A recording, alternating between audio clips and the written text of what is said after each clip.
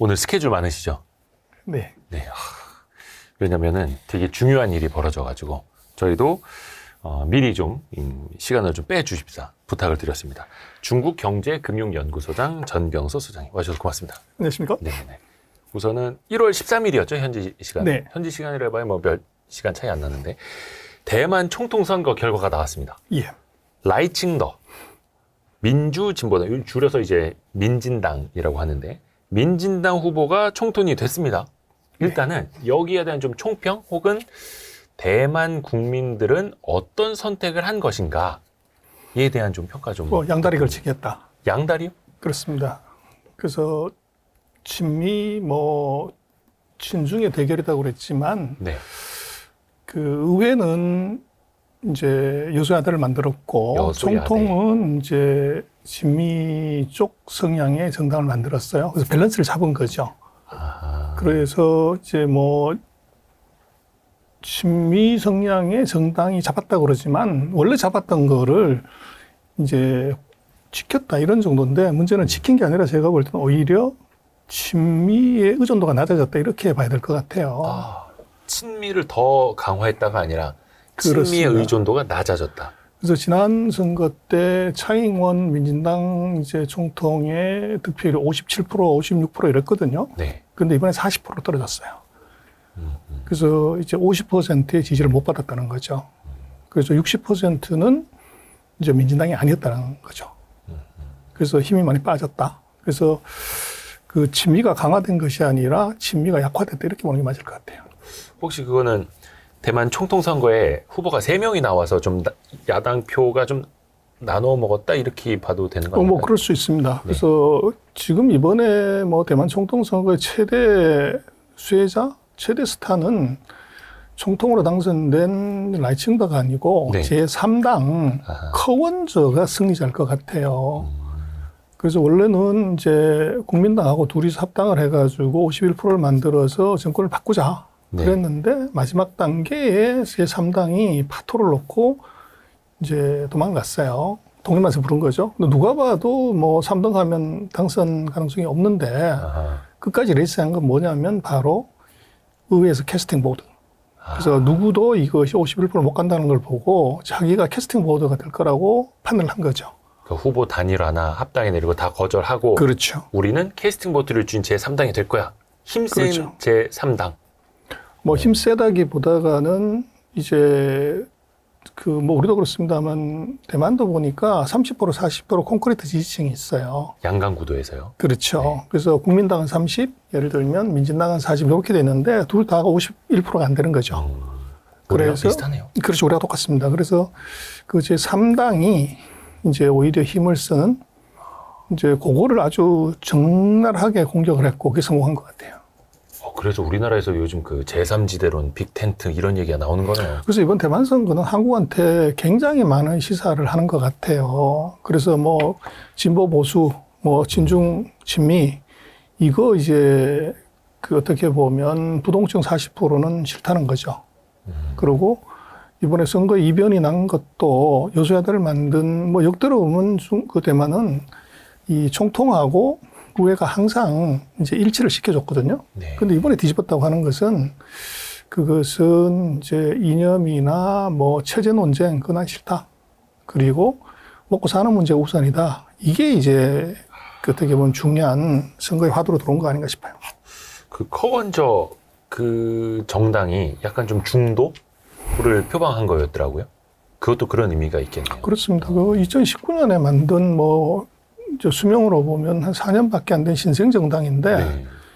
이제 20%대의 돌풍을 일으켰다는 것은 대단한 거죠. 근데 그것이 방금 말씀드린 그런 이제 콘크리트 지지층 이외에 이제 그쪽을 아주 정확하게 타겟팅했고 그리고 우리도 그렇습니다만은 MZ 세대들이 이제 커원저의 그 민중당을 적극적으로 지지를 해요. 네. 그래서 그런 MZ 세대들의 그 심리나 의견을 대변하는 당 이렇게 각인을 한 것이 이제 성공 요인이었던 것 같아요. MZ세대는 한쪽으로 쏠리는 거 싫다. 그렇죠. 좀 중간에서 좀 그렇죠. 합리적으로 좀 있었으면 좋겠다. 그래서 합리적도 있지만 네. 이제 대만 독립하겠다. 그러는데 뭐 중국이 시도 때도 없이 뭐 전투기 날리고 미사일을 이 대만 영토 위로 날리고 하는 판에 독립이 되냐 현실적으로 그렇고 현실적으로. 또 이제 친중 그러지만 중국이 뭐 대만 독립을 허용하는 것도 절대 불가라고 그러는데 대만 독립을 갖고서 얘기를 하는 것 자체가 실익이 없다 이렇게 본 거죠. 그래서 이제 MZ 세대들의 특징은 이게 현재 상태대로 유지하고 잘 먹고 잘 살자. 이게 이제 어떻게 보면 MZ 세대의 시대 정신이죠. 실리. 그렇죠. 아하. 총평을 하자면 그래서 대만 국민들은 양다리를 걸친 거다. 친미 총통을 뽑아줬지만 뭔가 친미가 아닌 표 쪽이 더 많았고 그리고 여소야대 구도를 만들면서 친미 총통을 두 대 조금 더 견제하는 구도를 만든 약간 좀 이상적이라고 봐도 되겠습니까? 그래서 대만 분들이 굉장히 현명한 것 같아요. 그래서 이제 권력이라는 한 군데 쏠리면은 부작용이 있는데 그렇죠. 그거를 아주 시대 상황에 맞게 잘 밸런스를 잡은 것 같아요. 그리고 이번에 총통으로 당선된 라이 칭더. 라이가 성입니까? 예. 칭더가 이름이고요. 네. 라이 칭더. 이분이 의사 출신이라 하더라고요. 그 아까 민중당 제3당 그 중도 후보 커원저도 의사 출신이라 하더라고요. 일단 당선된 라이 칭더. 이 사람은 어떤 인물인지 좀 분석 좀 그래서 이제 해주세요. 의사가 뭐 우리도 그렇습니다만은 특히 대만 같은 경우는 엘리트들이 많아요. 그래서 이제 이번 같은 경우 의사 2명에 경찰 1명이 붙은 건데 그 다 박사들이죠. 네. 가방끈 긴 의사하고 경찰의 싸움이었는데 의사가 이긴 거예요. 근데 의사라는 것보다는 라이칭더는 오히려 흑수저라는 것이 더 중요해요. 그래서 뭐 그 대만의 남쪽 지역에 가난한 이제 광산촌의 광부의 아들로 태어났고 네, 네. 뭐 자기가 태어난 지 얼마 안 돼서 아버지가 사망해서 6남매를 엄마가 키운 그런 이제 외부모 가정에서 자랐죠. 호르머니가 6남매. 그렇죠. 그러고 이제 뭐 명문 뭐 대만 대학을 들어가 가지고 의대를 갖고 그 다음에 이제 미국 가서 하버드에서 석사를 했어요. 그리고 이제 정치에 입문해 가지고 최고의 자리에 오른 거죠. 그래서 전형적인 흑수저 그리고 의대 그리고 미국 그리고 총통. 그래서 그런 아주 어떻게 보면 입지전적인. 뭐 입지전적이라고 할 수 있는 의제 대만인이죠. 그리고 이분이 타이난 시장도 했고 행정원장, 뭐 부총통, 그러니까 현직 부총통이었고요. 근데 라이칭더가 선거에서 9전 9승이라면서요. 그래서 뭐 저 어떤 칼럼도 그렇게 썼지만 이 지장, 명장, 덕장, 용장이지만 네. 그거 다 이길 사람이 있다. 소위 말하는 운장 사람 못 이긴다. 운이 짱이다. 흔히 이제 웃었는데요. 그 라이칭더는 제가 볼 땐 바이든 대통령하고 비슷한 것 같아요. 바이든 대통령도 10전 10승이거든요. 한 번도 정기에 입문하거나 선거 진 적이 없는데 와. 라이칭도 마찬가지로 이제 지역의 의원 선거부터 지금 총통 선거까지 단 한 번도 져본 적이 없어요. 이야. 그래서 하늘이 내린 사람 이렇게 봐야 되겠죠. 야, 어떻게 그렇게 가능할까요? 근데 일단은 본인의 능력도 출중하지만 운도 많이 따랐던 운칠기삼. 사람이다. 그래서 이번에 만약에 야당 후보가 만약에 단일화 했으면 끝난 거죠. 질 수 있었던 거잖아요. 그런 의미에서 약간 운짱. 그렇습니다. 저희도 좀 오늘 그 어떻게 보면 이제 선거 막판까지 뉴스에서 나오는 거 보면 오차 범인의 접전이라 그랬잖아요. 물론 이제 한 40%, 33% 이랬던 걸로 기억을 하는데 이거는 어떤 의미라고 보면 될까요? 그건 이제 그 선거조사 기관들이 조사를 잘못한 거죠. 근데 결판은 아까 말씀드린 것처럼 이게 큰 차이로 이게 이제 안 된 거고요. 그리고 이제 그 사이에 그 오차 범위 내라고 하는 것이 어떤 여론조사냐를 봤는데 제가 5개 여론조사 기관들의 평균을 한번 내봤더니 네.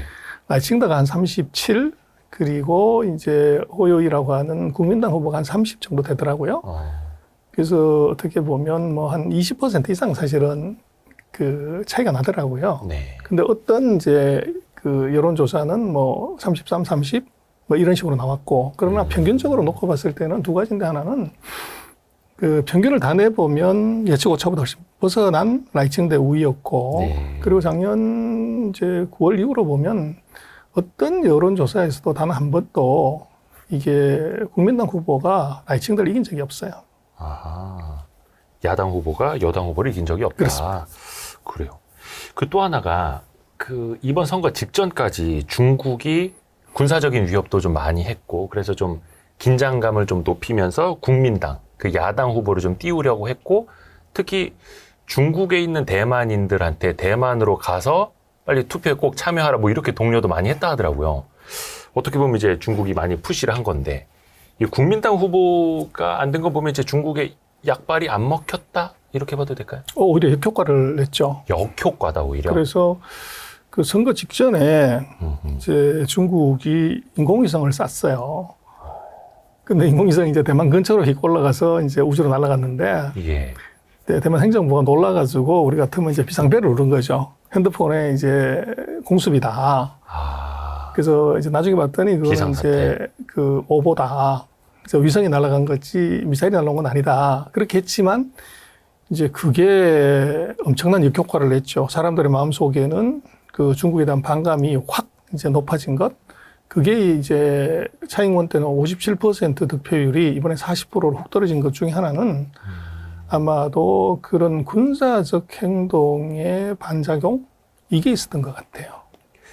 그러니까 좀 위협을 받으니 아유 그래도 친중 후보를 뽑아야 우리가 안전하겠다가 그렇습니다. 아니라 아 그거예요? 친미를 뽑아야 안전하겠다 생각합니다. 그죠? 그러니까 오히려 친중 후보를 뽑아야 된다가 아니라 중국이 저렇게 나오니까 그렇죠. 오히려 친미 후보를 뽑아야겠다라고 갔다. 그렇죠. 그게 이제 중국의 오판이죠. 그래서 그거는 제가 볼 때는 중국은 한 번도 자유 선거를 해본 적이 없는 나라잖아요. 네네. 그리고 공산당입니다. 정부가 하면 모든 게 다 따라오고 힘으로 밀어붙이면 다 된다는 건데 나그네 옷은 이게 바람으로 벗기는 것이 아니고 햇볕으로 벗겨야 되는 것이지 더 센 이제 군사적인 압박을 한다는 것은 오히려 제가 볼 때는 그 역설적으로 반중 정서만 키운다. 그게 이번 아마 선거의 실패, 중국이 원했던 후보가 안 된 것의 중요한 이유 중에 하나인 것 같아요. 근데 중국이 그걸 깨달을까요? 저 나그네 옷을 벗기려면 강한 바람이 아니라 따뜻한 햇볕을 쬐어야 된다라는 걸 중국이 아까 더 세게 막 불 것 같은데 막 이제. 그래서 그건 이제 안데르센 동화책을 좀 읽혀야 되는 거죠. 아니 왜냐면 이제 이번 선거 결과가 어떤 이제 폭풍이라고 해야 될까? 어떤 이제 결론을 이제 더 가져올 것이냐를 봐야 될 텐데 그러면 이제 중국과 대만의 양안 관계는 과연 어떻게 갈 것인가? 그래서 이제 최근 한국 포함해서 언론에서는 이제 군사적 행동이 더 세게 돼가지고 양관계가 굉장히 악화될 거다 그렇게 많이 보는 것 같아요. 그런데 저는 그럴 가능성이 굉장히 낮다고 보는 게 대만이 전형적으로 중국한테 당했던 게 네 가지 단계인데 첫 번째는 말로 협박하는 거죠. 네. 협상 테이블 이제 니들하고 안 할 거야. 이제 교류 끊어버릴 거야 하는 말폭탄이 있고 두 번째는 이제 대만하고 거리가 200km밖에 안 되니까 그 상공으로 전투기를 보낸다든지 이제 해역에 함정을 보낸다든지 군사적 위협을 해요. 네. 그리고 세 번째가 이제 아무래도 대만 같은 경우는 전체 수출의 60% 전체 GDP 한 63%가 수출이고 그중에 절반이 대중국 수출이에요. 그러다 보니까 경제 제재를 한다. 요게 이제 3단계고, 그 다음번이 이제 대만하고 거래를 하거나 지지를 하는 이제 국가들에 대해서 페널티를 줘서 대만을 고립화시키는 거. 그게 이제 전형적인 이제 중국의 대만 고립의 방법인데, 1번 이미 썼어요. 네. 예를 들어서 라이칭더가 되면 우리는 이러이러하겠다. 예. 이런 얘기 했는데 씨알이 안 먹혔고. 네. 두 번째로 군사적 행동을 했지만 오히려 이게 반중 정서 때문에 선거에서 이제 자기네 미는 당선자가 네. 후보가 안 된 결과가 나왔고요. 그러면 아마도 제가 볼 때는 이제는 경제 제재지 이게 군사적인 압박을 하는 것은 오히려 지금 같은 경우에 라이칭더 힘을 빼야 되는데 그러면 이제 분열을 시키는 것이 답인데 군사적인 행동을 해버리면 오히려 대만의 민심들은 라이팅더 쪽으로 이제 탄압되는 결과를 가져올 수 있죠. 그리고 목공이 포도청이라고 경기나 경제가 나쁘면 그것은 이제 나라 탓을 하고 나라님의 탓을 하게 되죠. 네. 그래서 대만을 공격하는 것은 대만의 최대 수출 지역인 이제 중국에서 수출 부진을 만들어버리는 것이 대만 정신을 굉장히 아프게 하는 카드가 되죠. 대만 경제를 되게 안 좋게 만들어 그렇죠. 놓으면 서서히 이제 그래서 말라지게. 요걸 이제 예를 들면 정치인한테 하게 되는 것이고 경기 나쁘면 항상 그렇잖아요. 네. 뭐 술자리 안주는 항상 정치인이 되듯이 그래서 그런 형태의 제가 볼 때는 오히려 군사적인 뭐 위협이나 도발보다는 아마 본격적인 경제 제재가 들어갈 확률 이게 저는 훨씬 높다고 봐요. 말폭탄, 군사적 위협, 경제 제재, 고립화 4단계 중에 그럼 이제 3단계 경제 제재로 갈 수 있다. 중국이 이제 그렇게 갈 수 있다라는 말씀이시고, 미국은 일단 그 라이칭더에게 뭐 축하 메시지 보냈다고 하고 그것 때문에 이제 중국이 또 막 반발하고도 있긴 하던데요. 또 미국의 바이든 대통령이 대만 독립을 지지하지 않는다라고도 이제 표현을 바로 했습니다. 이거 뭐 약간 좀 마사지를 한 것 같기도 한데요. 그래서 지금 라이칭더나 대만 입장에서는 굉장히 싸한 왕따의 느낌이 지금 있어요. 대만이요. 그렇죠. 그래서 우리가 친미 쪽의 성향을 가진 정당이고 그걸 해가지고 이제 당선이 됐고 또 대만 독립을 이제 기치로 내걸었는데 문제는 미국이 네. 이제 당선 축하는 하지만 대만 독립은 안 돼. 이렇게 모소를 확 쳐버린 거죠. 그리고 이제 중국 같은 경우는 40%의 득표율을 가진 이제 대표는 우리 협상 파트너가 아니다. 그래서 너하고 상대 안 해. 그래서 60%는 너 반대한 거니까 너는 반 50%가 안 됐기 때문에 너는 우리 협상 파트너가 아니라 그래서 또 이제 중국의 협상 파트너로서의 2% 부족함이 지금 나온 거죠. 그래서 미국도 그렇고 중국도 그렇고 둘 다 이제 대만을 어떻게 보면은 이제 비토하는 아주 묘한 형국이 이제 벌어진 거죠. 그래서 아마 오늘인가요? 어젠가 보면은 바이든이 바로 사절단 보내겠다. 그런데 제가 볼 땐 그 사절단이 라이칭더의 축하 사절단이 아니고 경고 사절단일 수가 있을 것 같아요. 그래서 그것의 의미는 뭐냐 그러면 결국은 지금 뭐 미국의 모든 액션은 또 관심사는 대선에 있죠. 네. 그래서 대선에서 돌발 변수가 나와서 미국이 관리할 수 없는 상황이 벌어지면 바이든의 재선이 불가해요. 네네. 그러니까 거기에 이제 어떻게 보면 폭탄 중에 하나가 이제 뭐 유라시아 그룹인가요? 거기서 얘기한 게 보면 미국에 위험한 친구 3명 있다. 하나가 젤렌스키, 두 번째가 푸틴, 세 번째가 대만의 라이칭더다. 그래서 이 사람들은 이제 자기 소신껏 가버리기 때문에 무슨 사고를 칠지 모른다는 거죠. 그리고 미국말 잘 안 듣고. 그래서 거기에 지금 이미 2건은 터졌고 하나 터진 게 하나 남은 게 지금 대만인데 지금 미국의 입장에서는 이팔 전쟁이나 뭐 우러 전쟁 거기다 플러스해서 하나를 더 한다는 것은 미국으로서는 엄청난 부담이 생기죠. 정권 입장에서는. 그래서 대만이 중국을 자극해서 이제 어떻게 보면 국제적인 분쟁이 일어나는 것들은 미국 대선에 도움이 안 돼요. 그래서 제가 볼 때 라이칭더한테 대만 독립하겠다는 얘기를 해서 예를 들어서 중국을 자극해가지고 중국이 군사 도발을 하게 하거나 이렇게 하는 건 하지 마라. 일 크게 만들지 마라. 그렇죠. 그걸 아마 얘기하려고 아마 특사를 사절단을 굉장히 급하고 빨리 보낸 거 아닌가 싶어요. 그러니까 미국 입장에서도 동시에 뭐 3가지 전쟁을 치를 수는 없고 예를 들어서 괜히 뭐 독립한다는 뭐네 막 친미 쪽으로 너무 넘어오고 그래서 막 일 크게 만들지 말고 우리 대선도 있으니까 그때가 좀 조용히 있어라. 그렇죠. 약간 요렇게. 그러니까 미국 입장에서는 대만이 너무 막 반중으로 가고 친중으로 막 넘어오는 것도 부담스러운 거예요.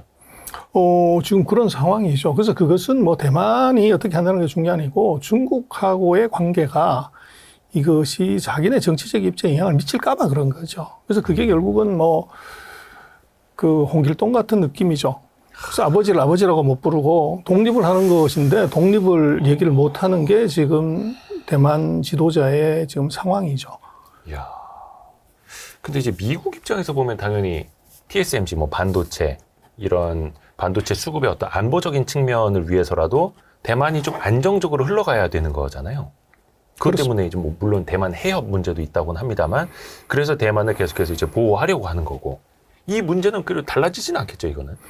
그래서 이제 우리는 뭐 그런 뭐 보도도 많이 나오고 예측도 많이 하는데 네. 반도체 공급망에 큰 변화가 있을 거다. 예. 그래서 그 반도체 공급망이라는 것은 그 중국이 TSMC 공장을 부셔버리는 거죠.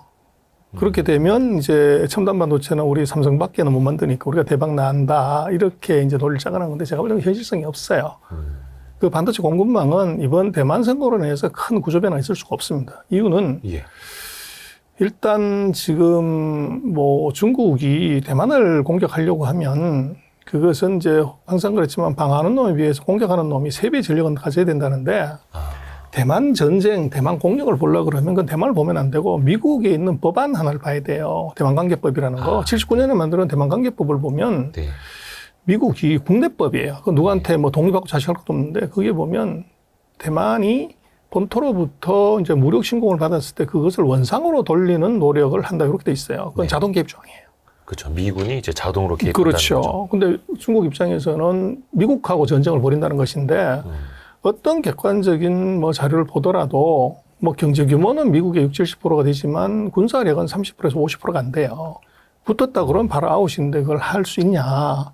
이제 그 문제가 있고 그리고 이제 뭐 중국도 그렇지만 이제 미국의 입장에서도 이게 반도체를 만약에 이 중국의 손아귀로 넘어간다? TSMC가? 그러면 이제 뭐 제이크 설리반이 얘기를 했죠. 우리가 먼저 폭파시키겠다. 아, 그런 얘기를 했나요? 그럼요. 그래서 TSMC 공장은 미국과 중국 양쪽에서 공격을 받을 수 있는 그런 리스크가 있어요. 그래서 지금 이제 그런 이유 때문에 서로가 이제 먹어야 되는 것이고 또 먹을 수 없는 거기 때문에 아, 무섭네요. 이거를 함부로 서로 공격할 수가 없는 거죠. 그리고 지금 상황을 보면은 그 2021년에 이미 미국이 대만에서 중국으로 가는 첨단 반도체 14나노 이하의 첨단 반도체를 수출 금지시킨 거죠. 그래서 TSMC가 하웨이부터 해서 모든 거래 다 끊었단 말이에요. 네네. 그래서 지금 뭐 새로이 무슨 뭐 그 규제를 한다고 해도 규제를 받을 게 없어요. 그렇기 때문에 대만의 반도체 공장을 중국이 직접 공격해서 라인이 끊어지는 현상이 아니라고 하면 지금 반도체 공급망에서의 큰 변화는 구조적으로 있을 수 없다. 근데 우리는 뭐 정세적으로 그렇게 싸움해가지고 뭐가 되면 우리가 이득을 볼 수 있다 이렇게 얘기하지만 현실적인 그런 이제 팩트를 체크해 보면 그럴 가능성이 거의 없다. 그리고 오히려 지금은 우리는 그런 대만의 선거로 인한 공급망의 어떤 혼란보다는 지금 반도체 경기가 뭐 1년 반 동안 내리꽂은 바닥에서 탈피하는 것, 네. 거기에 이제 경기가 얼마나 빨리 좋아지냐 하고 또 반도체 가격이 얼마나 올라가냐, 요게 우리한테 더 중요하지. 지금 뭐 거기 공급망에서 문제가 생겨가지고 한국이 뭐 어떻게 이익을 본다? 이것은 조금 너무 과하다. 아. 그러면 이제 법이 79년 그 대만 관계법 지난번에 나오셨을 때도 또 지지난주에 계속 이제 설명을 해주고 계시는데 당연히 중국도 대만에서 전쟁을 벌이면 미국이 자동 개입한다라는 건 당연히 알고 있을 테고요. 그럼 미국 입장에서는 중국이 대만을 만약에 공격을 하면 좋던 싫던 간에 법에 따라서 참전을 해야 되는 거네요. 미군은. 그렇죠. 그냥 우리 시끄러우니까 하지마가 아니라 법에 의해서 무조건 참전을 해야 됩니다. 그래서 이제 대만 침공설 시나리오는요, 네네네. 그 100% 다 미국발이에요. 중국발은 하나도 없어요.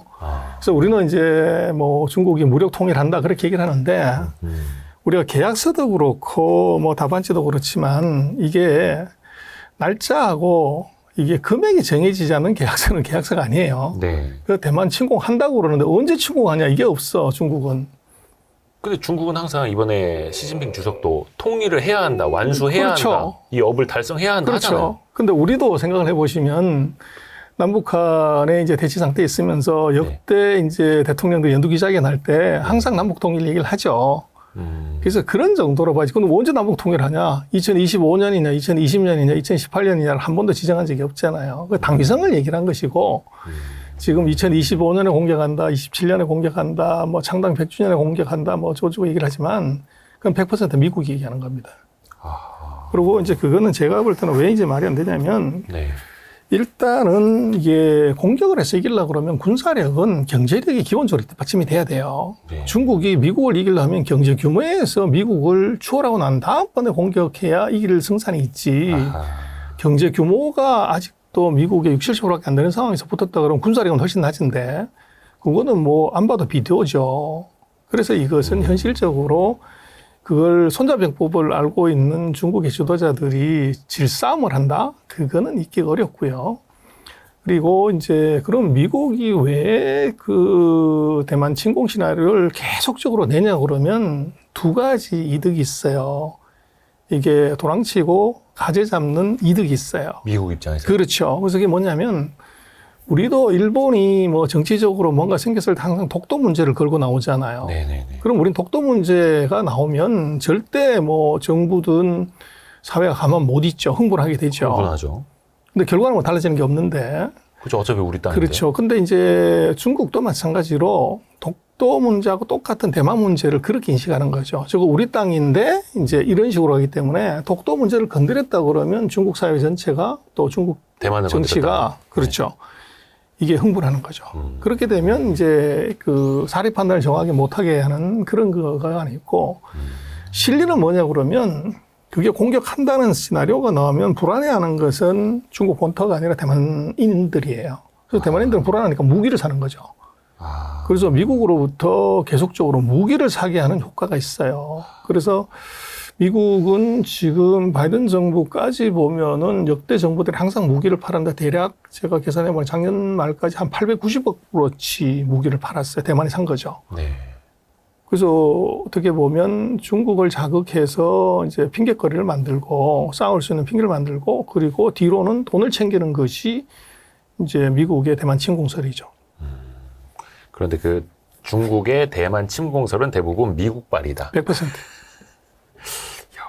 아니 근데 저는 잠깐 놀란 게 제가 좀 몰랐던 소식이 TSMC가 중국에 접수되면 미국이 먼저 폭파시킨다. 그죠. 그거 폭파해야죠. 안 그러면은 그러면 그 첨단 기술 다 빼앗기는 이게 미국이 TSMC를 만약에 보유를 못하고 중국이 폭파시켰다 그러면 미국하고 중국이 반도체 기술 똑같아지는 거죠. 반도체 원시 시대로 들어가 버린다고. 그리고 반대로 이제 전쟁을 안 하고 중국이 대만을 접수했다 그러면 4차 산업혁명에 들어간 최첨단 반도체를 중국이 그대로 갖게 되면 미국하고 중국이 같은 수준이 돼버리는 거죠. 그러면 이제 못 먹는 떡 그것은 내가 이제 아무도 못 먹게 한다. 그 흙을 썩는 것이 맞죠. 그게 이제 미국의 전략입니다. 그래서 그 대만 사람들이 왜 이제 친미 정부 뭐 진중 정부 둘 다 이제 안 믿냐면 바로 미국이 우리를 전쟁이 났을 때 군대 파견 도와줄까? 여기에 대한 근본적인 의구심이 하나 있고 그리고 이제 백악관 안보 담당이 그런 정도로 얘기를 했다는 것은 그건 대통령 의중과 같은 거잖아요. 네네네. 그러다 보니까 미국도 못 믿다.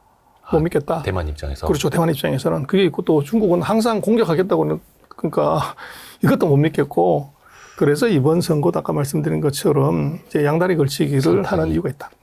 그러면은 좋은 말로는 대만의 국민들은 양다리 걸쳐서 약간 선타기를 하는 건데 그렇죠.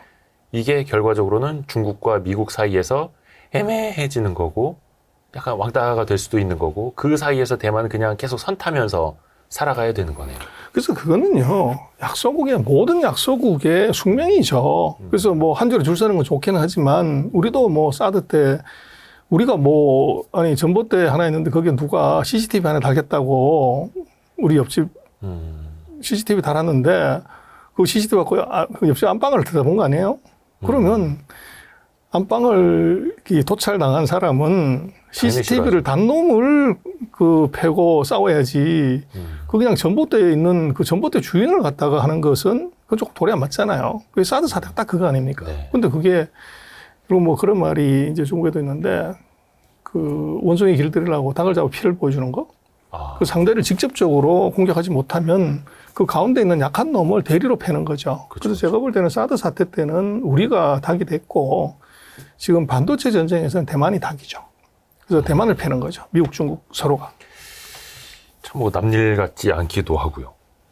그리고 또 공식적으로 우리나라는 지금 대만하고 수교 관계가 아니죠. 그렇죠. 예전에 끊었죠. 중국 때문에.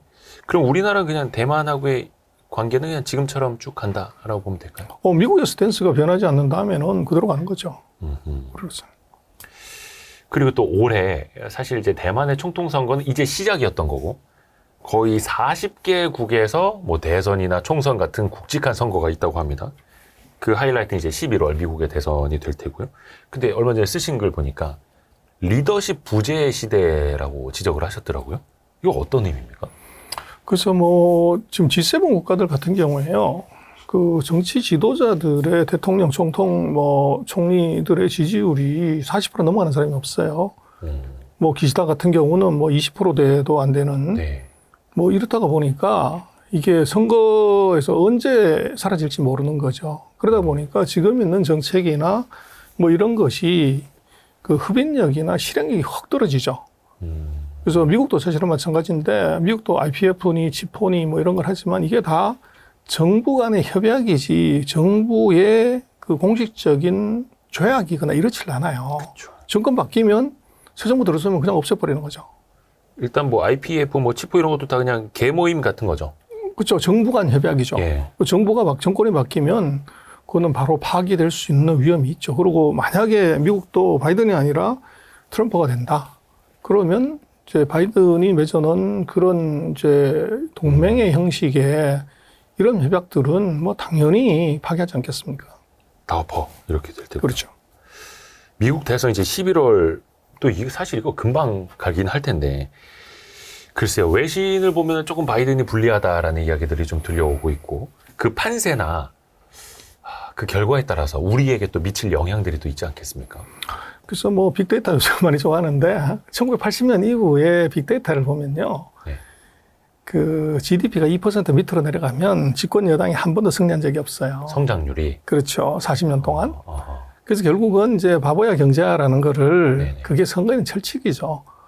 그래서 금년은 뭐 미국이 좋았지만 2023년은 이제 금년 2024년에 미국의 GDP를 2% 보는 데가 아무 데도 없어요. 어떤 연구소도. 1%대 전망이 나오죠. 그렇죠. 그러면 아마 뭐 앞에 안 보이면 저 역사책을 뒤집어보라고 그러잖아요. 예. 최근 40년간의 미국의 그 선거하고 경제 성장과의 관계를 보면 이 바이든의 이제 경쟁 상대가 누굴지 모르지만 바이든의 승산은 굉장히 낮다. 오히려 이제 바이든의 탈락에 포스트 바이든 이제 이걸 우리로서는 준비하는 게 맞죠. 근데 만약에 그것이 트럼프다 그러면 지금 뭐 공화당 같은 경우에 니키 헬리가 뭐 한 20%대라고 그러지만 예. 그거는 이제 올라왔다는 얘기고 여전히 트럼프는 40%, 48%예요. 이게 게임이 안 되죠. 그러면 공화당 내에서의 지지율이요. 그렇죠. 네. 그러면 이제 트럼프를 차기 대권 주자로 봐야 되는데 그렇게 됐을 때 이제 우리가 최근 뭐 4년 동안 우리나라의 모든 이제 외교 정책이나 특히 대중 정책은 미국하고 같은 스탠스를 유지를 했단 말이에요. 네. 근데 트럼프가 되면 이게 홀랑 뒤집어지게 되면 이제 우리로서는 굉장히 당황스러운 일이 벌어질 수 있죠. 그래서 지금은 제가 볼 때는 한국에서는 지금 바이든 스탠스는 이제 그 정도로 하고 포스트 바이든에 대한 이제 전략을 어떻게 우리가 바꾸고 또 대응할 건지 그거 진짜 뭐 고민 많이 해야 되는데 아직 우리가 그런 고민 뭐 그런 전략 이런 거 아직 못 하고 있는 것 같아요. 지금 뭐 정부도 그렇고 기업들도 그렇고 간신히 뭐 IRA라든지 바이든 정책에 이제 적응을 했는데 다시 이거 4년 전으로 백도 해야 되고 굉장히 혼란스러워질 수밖에 없는. 굉장한 리스크가 우리한테 있죠. 그래서 뭐 뭐든지 다 그렇지만 계란 한 방울이 남으면 리스크가 있는데 우리가 지금 뭐 반도체하고 배터리를 다 미국에 지었잖아요. 그래서 그건 이제 바이든 베이스를 한 거죠. 네. 근데 지금 트럼프는 대놓고 IRA 지금 폐지하겠다고 그러는 거 아니에요? 그리고 미국에 뭐 작년만 해도 재정 적자가 1조 달러 이상 나는데 트럼프가 뭐 기존의 보조금 제도에 대해서도 트럼프가 만약 잡게 되면 재정 적자를 이유로 전임 정권이나 이제 지도자가 했던 거를 엎거나 줄여버릴 가능성이 있는 거죠. 그래서 우리로서는 이제 반도체 보조금이나 배터리 보조금 이것에 대한 생각을 이제 많이 줄이거나 이제 대응책을 생각해야 될 것 같아요. 그리고 이제 원론적으로 보더라도 공장은 시장 가까운 데 짓는 거지 보조금 많이 주는 데 짓는 건 아니죠. 근데 문제는 우리로서는 뭐 미국의 그 영향력 하에 있기 때문에 그렇죠. 어쩔 수 없이 끌려가서 진 것이지 우리가 자발적으로 진 건 사실은 아니죠. 그 울며 겨자 먹기로. 그렇죠. 그래서 우리로서는 이제 일은 벌어졌지만 만약에 이 IRA나 이제 칩스법에서의 보조금이 바뀐다 그러면 우리로서는 공장 짓는 속도나 규모에 대해서 다시 생각을 해야죠. 근데 그러면 또 이제 트럼프가 나서서 또 막 회초리 들고 올 것 같은데요. 그래서 그거는 이제 뭐 트럼프가 어떻게 할 건지를 봐야 되는 거죠.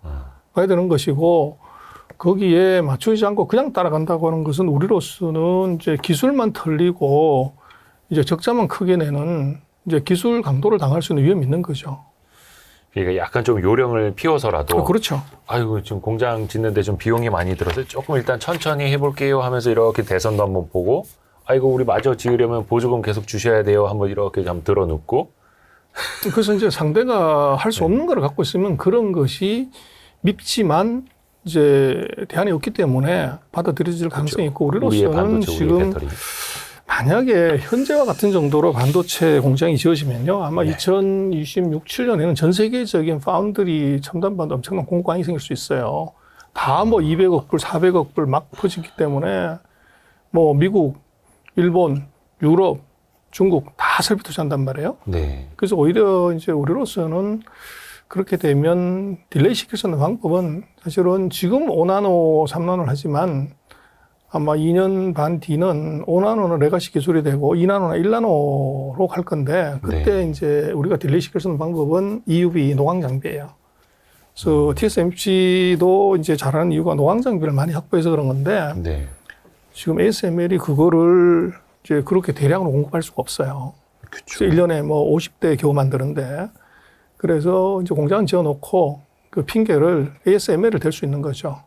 핵심 장비 구독이 안 돼서 우리가 이제 공장 완공을 딜레이 시켜야 된다. 뭐 그런 것도 우리로서는 이제 시장 상황을 봐가면서 해야 되지만 그런 이제 핑계거리는 충분히 있을 것 같아요. 우리가 최첨단 시설을 미국에 지으려고 하는데요. 네덜란드에서 EUV 장비 제때제때 안 줘가지고 예. 조금만 기다려보세요. 이런 전략으로. 그러네요. 아 근데 파운드리도 공급 과잉이 우려되는 정도예요? 그렇죠. 전 세계가 지금 파운드리 시장이 한 1,200억 불 뭐 그 정도 수준인데 네.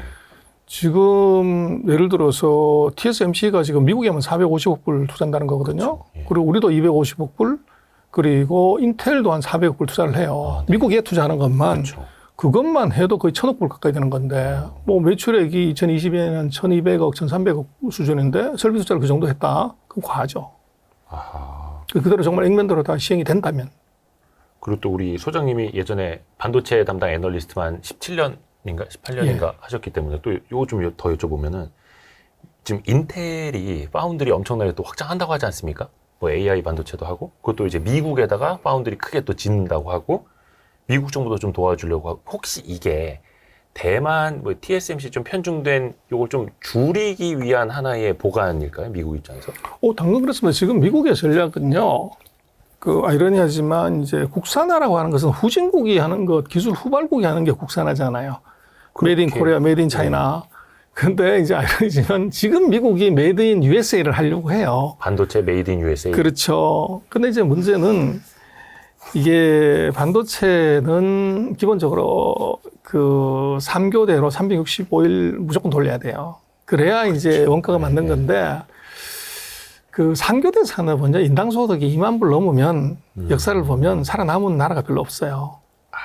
근데 지금 뭐 미국이 7, 8만 달러대의 소득에서 과연 3교대 비즈니스가 될 거냐 이걸 하나 봐야 되고 두 번째는 이제 미국의 엔지니어들이 생각하는 이제 하이테크 산업이라는 것은 방에 앉아가지고 컴퓨터로 이게 오퍼레이션은 손가락 산업이지 컨베이어 벨트 돌아가는 그 공장에서 이게 완전히 방진복 입고서 거기에 눈만 이제 보이는 그런 이제 어떻게 보면 엔지니어가 아니라고 생각하는 거죠. 그래서 지금 공장은 뭐 지을 수 있지만 거기에 들어가는 숙련공이 이미 40년 전에 뭐 반도체 산업이 일본으로 한국으로 지금 대만으로 가버린 상황이기 때문에 숙련공이 있냐 하는 문제가 있어요. 아하. 그래서 지금 이제 인텔이 그렇게 하는 것은 일단은 이제 로드맵이 하나 있고 또 네. 정부도 메이드 인 이제 USA를 하고 싶은데 결국은 어떤 무게하고 똑같은 거죠. 그래서 이게 자기네 알이 없기 때문에 한국하고 대만 알을 가져다가 지금 이제 새끼를 날라고 하는데 이게 둘 다가 생각이 왔다 갔다 하는 거죠. 그러니까 자기네 거를 하나 하려고는 하지만 문제는 인텔은 그 기술력도 그 사이에 게을러가지고 이게 실력이 좀 떨어지고 그리고 장비가 있다고 하더라도 그걸로 수율을 맞추는 건 별개 문제예요. 네. 그래서 이제 대만 같은 경우도 보면 TSMC가 자기네 공장은 지었지만 미국 엔지니어들 써봤더니 수율이 안 나오는 거야. 그래서 전세기 2대를 이제 빌려가지고 200명인가 500명인가 하는 대만 엔지니어들 가족들까지 다 통째로 다 싣고 가가지고 지금 공장 오퍼레이션 준비를 하고 있어요. 이제 그렇듯이 이제 예를 들면 이런 거죠. 뭐 밤 12시 새벽 1시에 이제 공장에서 기계가 에러가 났다.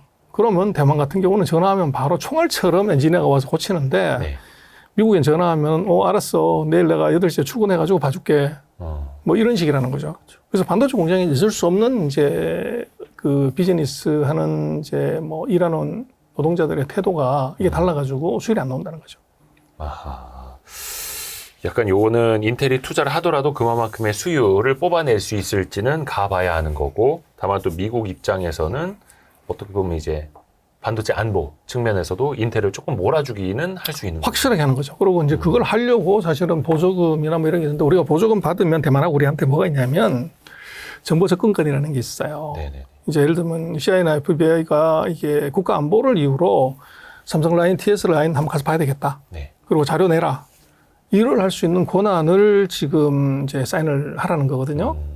그렇게 되면 그 자료를 받아가지고서 이제 정보기관이 국가 안보에만 쓰면 다행인데 네.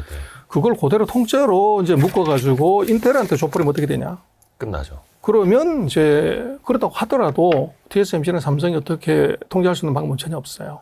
그렇죠. 그래서 또 얼마 전에 삼성도 엄청나게 이제 반발을 했고. 그렇죠. 그게 지금 내도록 어떻게 강제가 지금 되고 있는 건가요? 그 보조금 받으려면 그거 사인해야 돼요. 그럼 우리가 보조금 됐습니다. 그냥 넣어두세요. 그렇죠. 우리 이거 자료 안 드릴게요. 할 수 있는 거? 할 수 있는데 문제는 보조금을 안 받으면 원가를 못 맞추는 거죠. 그래서 그거는 세상에 공짜 돈이 있습니까? 그래서 공짜 주무시면 없어요. 그래서 미국이 어떤 나라인데 아니 그것도 돈도 한두 푼이 아니고 66조를 그걸 자기네 나라 기업도 아닌 외국 기업한테 주겠다고 하는 건 뭐겠어요? 얻으려고 하는 게 분명히 있는 거죠. 그래서 그게 뭐냐면 결국은 이게 보조금 받고 나서 기술 내놓으라는 거죠. 독을 바른 사과네요. 그럼요. 안 먹을 수도 없고. 그렇죠. 그 사과를 약간 뒷면을 돌려서 먹어야 되는데. 근데 이제 그거는 제가 볼 땐 그런 것 같아요. 이미 이제 기러기가 그 동쪽에서 서쪽으로 날아가 버렸는데 그 기러기를 다시 잡아오겠다. 그래서 뭐 지금 미국이 하고 있는 것은 모든 산업이 철광화학, 조선기계, 반도체, 뭐 핸드폰 다가 미국, 일본, 한국, 대만, 중국으로 건너가는 이 산업 국제적 이전 과정을 거친 거예요. 그런데 지금 반도체는 이제 중국까지 가 있는 반도체를 다시 역주행시키겠다는 거죠. 그걸 다시 미국으로 불러오겠다는 건데 첨단 기술의 역사를 보면 시발점하고 종착역이 같았더니 단 한 번도 없습니다. 근데 이번에 반도체를 그렇게 한다는 것은 역주행을 하면 고속도로 역주행하면 사고 무진하잖아요.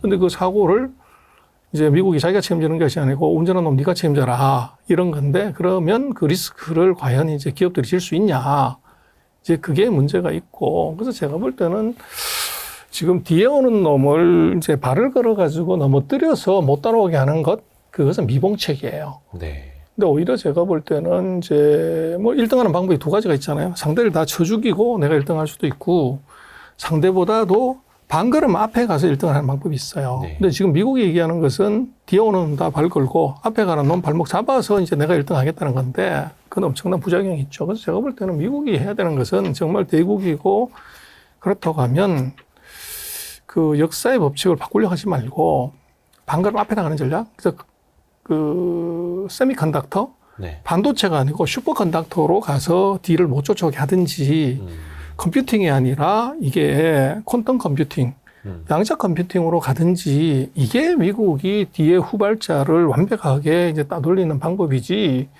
지금 뭐 14나노, 7나노, 5나노 장비를 규제하고 기술을 규제하면 그러면 그게 3년이 될지 2년이 될지 1년이 될지 모르지만 악심 먹고 개발을 하면 그게 오히려 그런 생각, 우리는 절대 못해 이제 이런 생각을 했던 그 기업이나 나라가 오히려 더 이것을 기간을 땡겨버리는 그런 이제 부작용이 있는 거죠.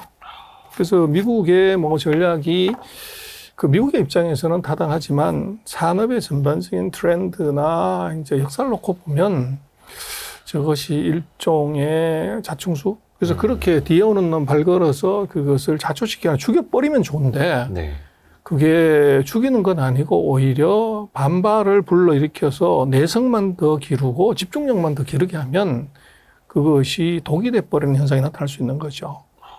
혹시 소장님도 그 스마트폰 쓰실 때 앱 광고 많이 뜨잖아요. 네. 소장님한테도 그 테무 광고 많이 뜨나요? 네. 그거 장난 아니더라고요, 요즘에. 알리익스프레스, 우리 마블리를 광고 모델로 쓰기도 하고 테무라는 그 기업도 한국에 지금 마케팅을 엄청나게 쏟아봅니다. 그들 기업들이 왜 이렇게 그 유통으로 한국 시장에 많이 진출을 하려는 걸까요? 그래서 그게 이제 그 중국이 정부의 정책이 있으면 밑에는 대책이 있다고 미국 그 중국의 플랫폼 기업들이 최근 4년 동안에 독과점법 네. 그리고 공동부유론의 가장 공공의 적이 돼가지고 이제 제재를 받은 거죠. 그래서 알리바바나 징동이나 뭐 이런 데들이 다 팔다리가 잘려서 이제 아무것도 못하는 그 상황에 거기에 이제 3등하는 핀도어가 그 중국에서의 그 비즈니스 모델을 놀랍게도 전쟁을 하고 있는 미국에서 그 비즈니스의 새로운 모델을 이제 개발을 해서 확장을 시킨 거예요. 네. 그래서 지금 뭐 제가 어떤 관람도 그랬었지만 미국에 테슬라가 있다고 그러면 지금 중국엔 태쉬알이 있다. 태쉬알. 그렇죠. 테무, 네. 쉬인, 예. 알리익스프레스. 그래서 이 세 놈이 지금 미국에서 인구 뭐 4억, 뭐 3억 2천 이러는데 지금 테무 같은 경우도 가입자 수가 1억 명, 쉬인 같은 경우는 2억 6천 명의 가입자를 받는 플랫폼으로 컸어요. 그래서 이것은 뭐 정말로 이게 기적이라고 얘기할 수 있는데 그 기적은 이미 중국이 제가 볼 때 두 가지를 코로나 상태에서 한 거예요. 근데 우리가 그거를 인지를 안 하는 건데 첫 번째는 중국이 6개 도시를 봉쇄를 했었거든요. 인구 1,000만 이상 되는. 네네네. 그러면서 뭘 했냐고 그럴 때 제가 볼 때는 중국은 전시체제에 전쟁 준비를 해봤다는 거예요. 아. 그래서 상하이 같은 경우 서울보다 더 큰 도시인데 이거를 봉쇄를 했는데 거기 굶어 죽은 사람이 하나도 없어요. 그리고 모든 것을 집안에서 통제를 했기 때문에 전부 핸드폰으로 모든 것을 다 했기 때문에 그 엄청난 물류 컨트롤 시스템이 이제 보급 시스템이 됐고 그 다음에 거기에 빅데이터가 무지 많이 쌓인 거죠. 그래서 어차피 밖에 못 나가니까 전부 핸드폰으로 공동구매 또는 온라인 구매로 가다가 보니까 그리고 지금 중국은 뭐 중요한 도시 전체에 고속철도, 고속도로가 다 연결이 돼 있어요. 그래서 놀랍게도 중국은 단일 배송이 돼요. 근데 어떻게 예전 같았으면 뭐 이거 구정때 춘절 때 보면 휴가를 2주 이상 줘야 갔다 오는데 그렇죠. 지금은 이제 5일에다가 그 토요일 날 이거 이제 근무하는 것들 더해가지고 일주일 휴가를 주거든요. 근데 그게 어떻게 가능하냐 그러면 고속철도가 중국이 뭐 350km를 달리기 때문에 예전 같았으면 남북으로 중국이 5,500km예요. 그러면 이게 뭐 세월이 없었는데 지금 하얼빈에서 북경까지 오는데 7, 8시간이면 되고 와우. 저 선전에서도 마찬가지로 오는데 7, 8시간이면 돼요. 그래서 5,500km 반 나누면은 예를 들어서 이제 7시간, 8시간이면 이제 2,500km 올 수 있는 거죠. 그러면 예전 같았으면 남북의 사람이 만나는데 뭐 보름 걸리던 거를 새벽에 나오면 심전 사람하고 저 하얼빈 사람이 북경에서 밥 먹고 중간에서. 그렇죠. 2시간 이제 비즈니스 협상하고 집에 돌아가도 밤 12시에 들어가는 거죠. 그래서 그게 이제 우리가 모르는 이제 중국이고 그 사이에 그걸 이제 온라인으로 구매해서 로지스틱스에서 구현을 했다는 거고. 그래서 거기에 이제 물류 배송 시스템이 네네네. 중국이 이제 엄청난 그 파워를 가지게 된 거죠. 그래서 그거를 이제 미국하고 또 한국만 그런 게 아니라 지금 뭐 테무나 뭐 시인 같은 데들이 알리가 전 세계 150개 이상의 나라에 네. 로지스틱스를 갖췄다는 거예요. 물류망을. 그렇죠. 그러다 우리나라까지도 지금 무료 배송, 무료 반품 하더라고요. 그렇죠. 그래서 그게 이제 물류 시스템을 갖췄다는 거죠. 그래서 그거를 우리가 좀 무섭게 봐야 되는데 우리는 뭐 중국이 그 규제 받아가지고 황금말하는 거의 배를 다 갈랐다 이렇게만 보는데 문제는 우리가 중국 주식 뭐 플랫폼 기업들이 다가 박살이 났다고 그러는데 핀도어도 말씀하신 테무를 이제 만들어낸 3등하는 핀도어도 주가는 보면 뭐 엔비디아만큼은 안 되지만 주가가 금년에 보시면 작년 같은 경우에 보시면 뭐 거의 급등을 하죠. 근데 저는 좀 이해가 안 가는 게 저도 얼마 전에 그 테무 앱 깔아가지고 한번 사봤거든요. 이 휴대전화 그 케이스 하나가 우리나라 또는 뭐 쿠팡 이런 데서 뭐 1, 2만 원에 파는 게 한 2,000원, 3,000원인 거예요. 그래서 2,900원짜리 하나를 중국에서 우리나라까지 무료 배송으로 시켜봤어요. 근데 한 일주일 만에 오더라고요. 그것도 엄청나게 막 쿠폰도 공세를 펼치고 막 공짜 마케팅하고 엄청나 할인하고. 아니 이게 어떻게 가능할까? 그럼 그만큼 돈을 쏟아붓는 걸까요? 그렇죠. 우리 쿠팡하고 비슷한 건데 근데 이제 어떻게 그렇게 연가가 가능하냐 그러면 우리가 중국이 인당소득 12,000불이라고 그러지만 중국의 내륙 도시는 GDP가 5,000불 정도밖에 안 돼요. 네네네. 그러면 5,000불이라는 것은 평균이 5,000불이니까 상하로 따지면 2,500불짜리들이 있다는 거죠. 네네. 근데 2,500불이면 베트남하고 비슷한 소득 수준이란 말이에요. 그러니까 거기서 베트남 정도 수준의 제품을 싸게 만든다. 만들 수가 있고 그 대신 이제 중국은 그 사이에 OEM을 40년간 해봤기 때문에 네. 이제 상대적인 가성비 좋은 제품을 만들 수 있는 능력이 있죠. 그리고 그것을 아까 말씀드렸던 중국의 그런 물류 배송 시스템, 단일 배송까지 가능한 이거를 통해 가지고 예를 들면 그 태무 같은 경우도 포샨, 불산에다가 황비용이 고향인 거기다가 물류 창고를 만들어 놓고 거기에 이제 중국이 쓴 것이 바로 빅데이터예요. 그래서 중국을 보면 우리가 빅데이터나 AI를 낮게 보는데 문제는 11월 11일 날 보면 전 세계에서부터 이제 수십억 명이 주문을 했잖아요. 근데 네. 우리 같은 경우는 뭐 대학 입시에서도 50만, 100만이 접속을 해도 동시 접속을 하면 이제 컴퓨터가 다운이 되는 현상이 나타나는데 네. 중국은 알리바바는 지금까지 한 번도 11월 11일 날 컴퓨터 셧다운 돼가지고 거래 중지됐다는 걸 보여준 적이 없어요. 그 데이터베이스의 관리 능력이 무지 뛰어나죠. 근데 제가 볼 때는 어떻게 말씀하신 것처럼 단일 배송 또는 일주일 배송이 되냐 그러면 빅데이터를 얘들이 항상 분석을 해보는 겁니다. 그랬을 때 이제 한국에서 예를 들어서 핸드폰 케이스가 한 달에 몇 개가 이제 오는지를 요 빅데이터를 뽑은 거죠. 그래서 그걸 이제 저쪽 2,500달러짜리 소득 수준에서 만들어서 네. 먼저 500개를 예를 들면 강동에 갖다 놓는 거죠. 그리고 주문 들어오면 바로 배로 실어서 보내버리니까 그게 가능해지는 거죠. 무섭네요. 그래서 이제 우리가 그 중국에 대해서 우리는 뭐 탈중국 또는 이제 그 중국의 플랫폼 기업들의 제재 그것만 이제 계속 그 이제 비난하고 뭐 이러지만 중국의 변화가 뭘 생기는 거를 이걸 우리가 관찰하거나 이러질 않아요. 그래서 뭐 그런 말이 있잖아요. 돈 앞에서는 저걸 미워하지 말라고. 그럼 저걸 미워하게 되면 흥분해가지고 사리 판단이 흐려지는 거죠. 네. 그래서 우리는 이제 아리바바, 탄센트, 뭐 징동 여기에 주식 사서 이제 가격이 폭락했기 때문에 중국 다 망했다. 이제 이렇게 보는 건데 말씀하신 3등하고 있는 독과점 규제를 받지 않는 핀두어두어는 이게 그 모델을 어떻게 보면 미국으로, 유럽으로, 한국으로 가져와서 대박을 했다는 거예요. 네네네. 그래서 우리가 이제 항상 뭐 그 한쪽에 쏠리면 위험한데 중국이라는 나라는 전 세계의 5분의 1이란 말이에요. 네. 우리나라의 뭐 28배, 30배 가까이 됐기 때문에 거기서 어떤 새로운 비즈니스 모델, 새로운 아이디어가 나온지를 이걸 정말 예측하기 어려워요. 예전 같았으면 그 IT 비즈니스 모델은 실리콘밸리가 전 세계 교범이고 모범이었지만 지금은 중간순에 있는 IT 비즈니스 모델이 이게 실리콘밸리는 없는 것이 많다고요. 네. 그래서 이건 결국은 이제 그 컴퓨터하고 노트북을 써본 인구의 숫자가 이게 이제 만들어냈는데 과거 같았으면 노트북, 핸드폰, 뭐 IT 기기를 미국만 쓸 수 있었기 때문에 이 IT 유목민이 미국에 가장 많았기 때문에 이 비즈니스가 커진 거고. 근데 지금 뭐 2006년 이후에 보면 스마트폰의 보급 이후에 미국의 그 정말 정보 유목민하고 중국의 정보 유목민하고 비율이 이게 중국이 뭐 3배, 4배가 많은 거죠. 그러다 보니까 그 3배, 4배가 양이 있으면서 거기서 이제 질이 나오는 요게 지금 플랫폼 기업들에서 아까 말씀하신 테무 같은 알리 같은 그런 이제 전혀 생각지 못하는 그리고 뭐 그렇지만 미국도 1억 명 이상의 가입자를 가진 플랫폼을 만든다기 쉽지 않잖아요. 예. 그것도 불과 1년 만에 만들어낸다는 것. 그렇죠. 그거는 이제 속 포인트가 있다는 거고 비즈니스 모델이 미국에 먹히는 이제 모델인데 그러니까 가성비도 아닌 갓성비죠. 가성비를 넘어서 갓성비로 그렇죠. 그리고 그게 반드시 맞춰야 되는 것이 바로 로지스틱스를 맞춰야 되는데 이 로지스틱스는 제가 배송. 볼 때는 네. 중국이 코로나 3년을 거치면서 거기서 숙련되고 단련된 로지스틱스가 붙었고 그리고 이제 엄청난 빅데이터를 다루는 그 능력이 가모가 되면서 새로운 비즈니스가 바로 테무, 알리, 익스프레스, TCR이 나온 것 같아요. 이쯤 되면 되게 이제 무서워지는데요. 그래서 일각에서는 이런 주장들도 나옵니다.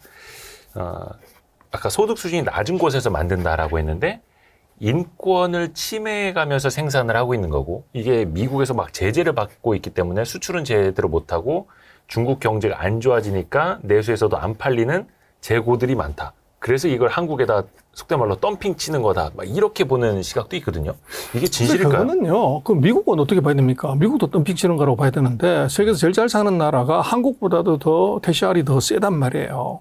미국에서. 그렇죠. 예. 그래서 미국에서는 1억 명, 우리가 지금 아마 작년 말에 보면 태무가 뭐 260만 가입자인가? 뭐 그렇게 받았다고 그러는데 네. 지금 미국에서는 1억 명 가입자를 받았다고요. 시인은 2억 6천만 명짜리 가입자를 받았는데 그러면 땡처리를 미국에서 한국보다도 더 많이 한다는 얘기인데 그건 어떻게 해석해야 되냐는 거죠. 근데 그거는 제가 볼 때는 맞지 않고요. 이 가성비의 의미로 봐야 될 것 같아요. 그래서 지금 뭐 미국하고 중국이 무역 전쟁을 4년 동안 했지만 이게 중국을 그 자초시키지 못한 가장 큰 이유가 제조업에서의 이 경쟁력 가성비는 이거 중국을 이길 수 있는 나라가 별로 없다는 거죠. 그건 원가의 문제도 있지만 제일 중요한 건 생태계죠. 그래서 예를 들면 애플이 왜 이 중국에서 뭐 인권 문제, 무슨 뭐 갈등 문제, 정치 문제 있음에도 불구하고 네. 이 아직도 80% 가까운 아이폰, 아이패드, 아이패드를 중국에서 만드냐, 인도로 다 가져가고 그 이유는 공장은 이전할 수 있지만 그 적어도 15년 이상 구축된 중국 안에서 완벽하게 구축된 핸드폰의 부품의 생태계를 이걸 옮겨갈 수는 없다는 거죠. 그걸 가려면 또 15년 걸릴 건데 그럼 거기서 인도에서 만들면 로엔드에 대충 만드는 건 되지만 하이엔드 예를 들면 이제 퀄리티가. 아이폰 13 네. 이거는 나올 수가 없다는 거죠. 그래서 그게 지금 중국의 이제 탈중국이나 제조업이 망했다고 하는 것하고 그것이 조금 과장된 면이 있다는 거죠. 그래서 애플을 보면 거기 답이 있습니다. 애플은 여전히 중국 시장을 포기하지 않고 있고 생태계도 거기 있고. 그렇죠. 또 하나. 이게 이제 테무 앱이 원체 이제 많이 깔리고 적극적으로 이제 공략을 하다 보니까 일각에서는 이 테무 앱에 악성 코드 심어져 있다. 그래서 테무 앱이 사실은 이거 해킹하려는 거다. 그래서 빨리 테무 지워야 된다. 막 이런 이야기가 있거든요. 그게 그거는요. 진실은 알 수 없겠습니다만. 제가 볼 때는 그거는 그 미국이 알아서 하겠죠. 근데 미국은 이미 1억 명 이상의 테무가 깔렸는데 예. 그럼 우리가 그 악성 앱에 대한 검색이나 팍 능력이 뛰어나냐? 그리고 이미 미국은 하웨이 때 그게 스파이 칩이 있다는 걸 발견해가지고 제재를 했잖아요. 네네네. 했는데 그러면 그 테무나 이 뭐 시인 같은 경우는 왜 안 하고 있냐? 이제 그걸 봐야 될 것 같아요. 그 직전으로 거슬러 올라가면 이른바 틱톡. 미국 사람들 틱톡 막 젊은 사람들 엄청 중독돼 있으니까 틱톡 앱에도 악성 코드 있다. 막 지워야 된다. 막 이 프레임을 씌웠었잖아요. 물론 진실은 우리가 알 수는 없는데. 문제인데요. 그 틱톡은 이제 트럼프 대통령이 그거 팔아라. 사업 못 한다고 그러는데 여전히 사업을 하고 있고 예. 그 가입자가 뭐 2억 명인가 3억 명 늘잖아요. 네네네. 그래서 그것도 결국은 이제 미국의 소비자들이 그 정치권한테 얘기하는 건 네가 해준 게 뭔데 내 쓰는 걸 왜 막냐. 거기에 지금 걸린 거죠. 그래서 지금 이제 틱톡 같은 경우도 그 이제 중국도 하웨이권에서 워낙 크게 터졌기 때문에 네. 여기에 빅데이터의 서버는 당연히 중국으로 갖다 놓는 게 아니라 미국 안에 있는 거죠. 그래서 그걸 이제 중국에 갖다 놨다고 그러면 당연히 그런 의심 뭐 그게 되는데 서버가 중국이 아니라 미국에 있으면 미국이 언제든지 들여다볼 수가 있는 거죠. 저게. 그래서 이른바 뭐 화웨이부터 해서 틱톡, 테무 여기도 악성 코드가 있다. 해킹에 악용될 수 있다. 이게 약간 좀 서방에서 만든 프레임 아닌가 싶기도 하고 긴가민가 저도 아이고 테무 빨리 지워야 되나. 혹시 소장님은 테무 앱 쓰고 계세요? 저도 있습니다. 알리익스프레스도? 네. 그다 스마트폰 저 중국에서 이렇게 막 보고 하고 그러면 어떡해요? 그거 저 같은 정명서 소장님 그나마 중국 전문가인데 이거 빨리. 아이고 아닙니다. 그건 아니고요. 그래서 아까도 말씀을 드렸지만 네. 이제 중국이 자기네가 겁이 나가지고 자기네 서버 외국 기업들의 경우도 이제 다른 나라에 서버를 못 두게 했거든요. 네네네. 그리고 이제 100만 이상 가입자가 되는 것들은 해외에 나가는 거 정부 승인 받아라. 그럴 정도로 자기네도 겁을 내는 거죠. 데이터 유출을. 중국 정부도. 그렇죠. 그리고 이제 미국이나 다른 나라들 같은 경우도 지금 중국으로 빅데이터가 그대로 흘러 들어가는 것은 그것은 그 좌시를 절대 안 하고 있기 때문에 한국도 마찬가지로 우리 빅데이터를 이게 중국으로 실시간으로 가져간다 그러면 다 지워야죠.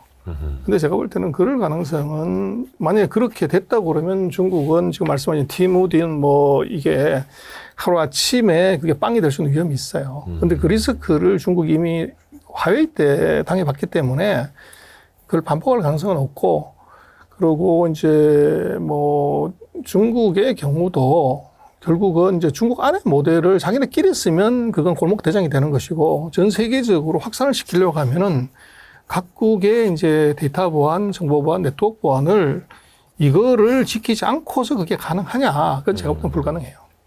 그래서 지킬 건 지키고 비즈니스적으로는 계속하려고 하는. 그렇죠. 근데 약간 아까 이제 티모하고 뭐 테무가 맞아요? 티모가 맞아요? 테무요. 예. 테무? 예. 알리익스프레스도 이야기를 했습니다만 일단 우리나라 지금 내수가 안 좋고 유통업도 되게 좀 위기거든요. 뭐 쿠팡, 뭐 네이버 쇼핑 정도만 조금 건사하고 있고. 근데 중국 기업들이 이렇게 또 물량 공세까지 하고 있고. 우리 유통업 솔직히 그런 엄청난 위기 아닙니까? 위기죠. 그래서 우리가 지금 제가 볼 때는 우리가 조금 반성해야 되는 것이 지금 우리나라는 뭐 경쟁촉진법인가요? 플랫폼 기업 지금 제재하는 법원력을 어떻게 낮출까?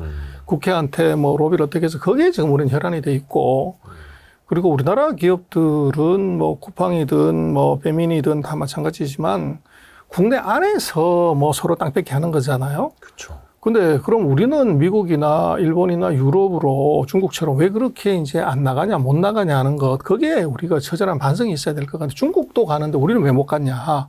비즈니스 모델상에서 그게 있고, 그리고 지금 이제 그런 뭐 대시알의 그런 이제 영향은 어떻게 보면 코로나 이후에 포스트 코로나에 전 세계적인 경기가 나쁘면서 이 어떻게 보면 이성적인 소비의 시대로 다시 돌아온 것 같아요. 돈을 많이 풀어서 주가 부동산 올라갔을 때 명품 사고 또 네. 과도하게 많이 사고 비싼 거 먹고 비싼 거 쓰던 것에서 이게 소득이 줄고 경기가 나빠지면서 이제 가성비의 시대가 다시 온 것.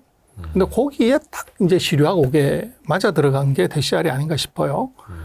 그러나 이제 그것도 제가 볼 때는 만약에 이게 더 커지면 그것도 제가 볼 때는 트럼프일 것 같아요. 트럼프가 만약에 당선이 됐을 때 지금 이게 테무나 알리익스프레스는 이게 되는 이유는 이게 중국도 이제 소액으로 수출하는 것에 대해서 이제 텍스 문제들을 해결해 줬고 네. 또 미국도 이제 1,000불 이하인가 뭐 600불 이하인가는 소액이기 때문에 그 전자거래 활성화를 위해서 면세를 해준단 말이에요.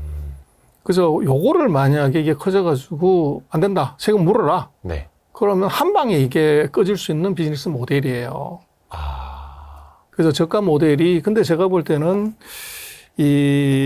그 상품 자체는 이제 이게 순식간에 꺼질 수 있는 리스크는 있지만 이미 거기에 플랫폼에 1억 명 이상의 사람이 들어왔다는 것 플랫폼으로 컸다고 그러면 그 아이템 말고 다른 아이템, 다른 서비스를 할 수 있는 것의 가능성이 굉장히 크다는 거죠.